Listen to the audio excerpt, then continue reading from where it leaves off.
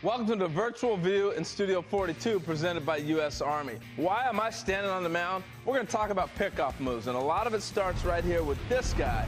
But I want to talk about the middle infielders and what they do in reference with the base runners. So for me to go out there, I want to give you a great view. That guy right there, the pitcher, this is what you're going to see coming off his shoulder. Now, we just got out of spring training. 6 weeks of spring. What are they working on? Pickoff plays. So early in the Major League season, you will see a lot of guys trying to pick runners off. I want to talk first about the second baseman. Usually a pickoff is timing, and you hear that a lot, but the second baseman and the pitcher have a different look. What you will see, most of the time the pitcher will get the sign, and then he comes up and he'll look at second base, and then he turns his head back, and once I see the back of his head, that's when I'm going to break. So he comes up, he gets set, now I break the cover, and they make the throw. Now, sometimes you get the guy, sometimes you don't. It's mainly just to keep that base runner honest. Now, when I really want to get him, though, I get him from the shortstop side. What happens here, we call it the daylight play. That's between the base here and this guy right here, the base runner. Why is it daylight? Because I'm now the shortstop. You can't see me. But now you can, so it's the light between me and him, or in other words, the vision path between me and this base runner. You don't see me again. Look at how Ian Desmond operated this play. Now, a lot of times the shortstop doesn't necessarily nod his head like Ian did, but you do throw the glove, and the next thing you know, you get the pickoff play. That's the daylight between him and the pitcher. Watch him again. He'll nod his head. He'll say, hey, we got something working here. Then he's going to throw that glove, and as soon as the pitcher sees him throw the glove, that's when he spins the throw. So now, once again, back here in 42, I'm standing behind the base runner. You can see my glove out here, and that's what the pitcher sees. So let me reenact it real quick and get out of here.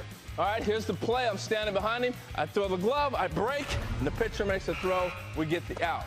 So watching the beginning of the season, you'll see this a lot early in the month of April. That's it from here. Thank you for watching. All right, Harold, good stuff. Back inside Studio 3. Let me ask a couple of pitchers about the daylight play. Do you like it or do you not like it? I love the daylight play. I think you and I were both in agreement. I think it's a little bit more effective as a pitcher because, you know, you have contact, and Harold did a great job demonstrating that. When you see that space between the shortstop and second base, and you can see that shortstop, that distance, he is in front of that runner, you know you can look back and say, okay, boom, I'm going to start the throw, and you can hit him on a running target. I think that's an easy play. I was always a big fan of the daylight play versus the timing play. You know, the timing play, you never know if the guy jumps on your 1/1000, 2/1000, you turn to throw. Maybe he's there early, maybe he's not. I always liked spinning, throwing. You know, I ran it a lot in my career just to keep guys close. You know, run that daylight play, pick up your shortstop. You know, it was something I utilized. I wasn't always quick to home plate. Just to say, hey, I'm aware you're out there. This was my favorite one. We had him just off the bag, a quick flash of the glove, spin around, make a throw. Now look at this one right here. You can see I don't get turned all the way around. What happens?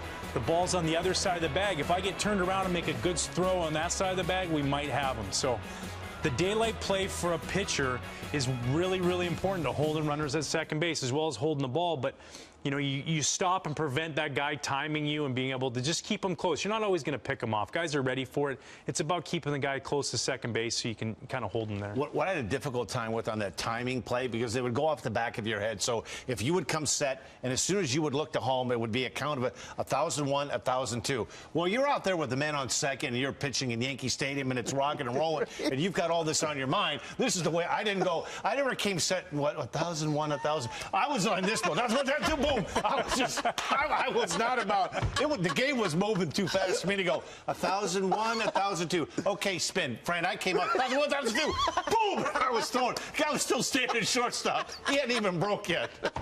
Let me ask you, on the flip side, back to the daylight play, if you get the signal from the shortstop as a pitcher, you have to throw, though, because if you don't and you go ahead and pitch, it leaves a big hole in the left side of the infield. Yes. Either if you have the wherewithal, there's a lot of times, and I think you agree with me, when you come up, it just doesn't feel right. It just doesn't feel right. And you have to have, after you've pitched for a while, that you can either step off or you can make sure you clear yourself and just hang out of the ball and not throw it. Yeah, that's the big thing, too, is sometimes, you know, that guy makes a break and you know you can't pick him off because you see him already going back. You can just spin. You don't have to throw the ball. Hold on to the ball, eat it, make sure that you don't throw it away. But you know, you definitely don't want to have your shortstop standing on second base like, hey, throw a pitch, and next thing you know, you got a humongous hole at shortstop. So it's kind of one of those things where it's a gentleman's agreement between you and your shortstop. Don't leave me out to dry here. I'm trying to help us both out here. Don't leave me hanging. Give it to me one more time. You're counting. That was thrown.